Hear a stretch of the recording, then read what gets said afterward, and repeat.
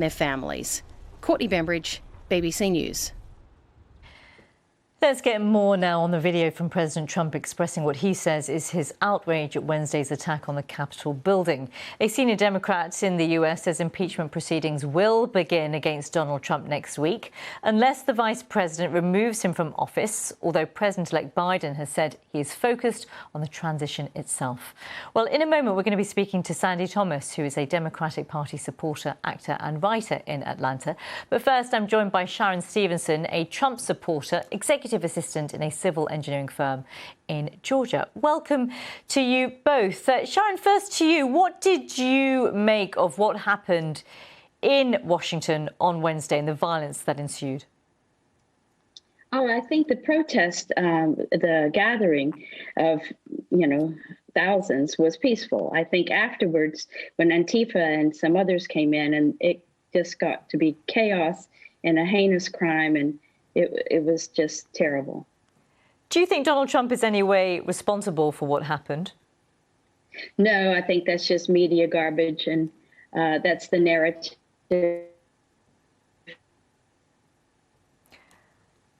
Oh, Sharon, we've got a bit of a dodgy connection to you. We're going to try and re-establish our line to you. Bear with us, Sharon. I'm just going to bring in Sandy, who is in Atlanta for us. Sandy, I don't know if you got a chance to hear what Sharon said there, but I'll begin by asking you what your view is of whether you think Donald Trump is at all responsible for the violence that occurred. He's completely 100% responsible. He should have been removed immediately. I'm embarrassed that it's taking this long to get the ball rolling and to get the process in place to get him removed. He's a clear and present danger to this entire country.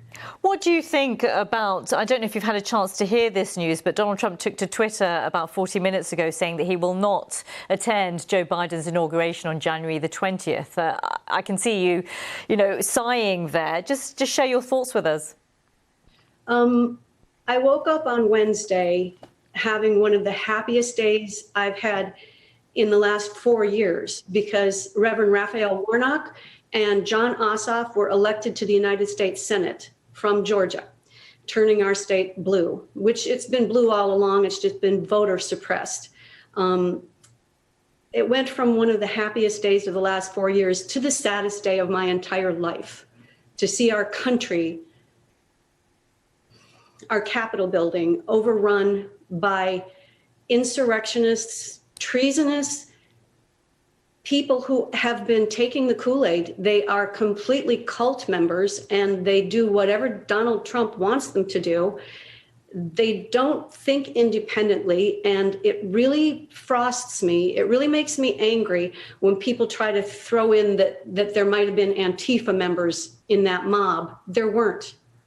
That's deflection, and that's projecting. Sharon, I think we're going to try and reconnect to you to give your view on some of the thoughts that Sandy's just raised there. You are a Trump supporter. So with that in mind, I mean, Sandy's described this as one of the saddest days of her life.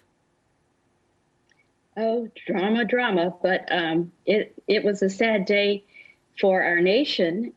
So is the stolen election. There are a lot of sad days, but we will get through this. We're a strong and united nation. We're not unified as far as a thought. And some people drink their own Kool-Aid, and they accuse us of drinking Kool-Aid. But I believe in American greatness. I'm for the America First policy. I'm not for socialism. We have major differences as far as abortion rights, different things. So, they're, I don't know, following the media narrative, and the media is not. Well, Sharon, I'm going to try and I see that your line's just broken up there, but I'm going to ask you another question if I can, if we can. Yeah, I think we've still got you. Sharon, you just said, and I have to pull you up on this, on a stolen election. I presume from what you've just said that you believe the election result was not fair, although there is no evidence whatsoever to suggest that at all. I mean, Joe Biden has been certified as your next president of the United States of America.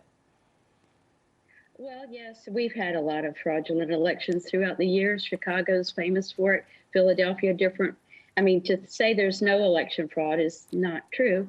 There is no evidence, Sharon, of any election fraud in the outcome of this presidential election.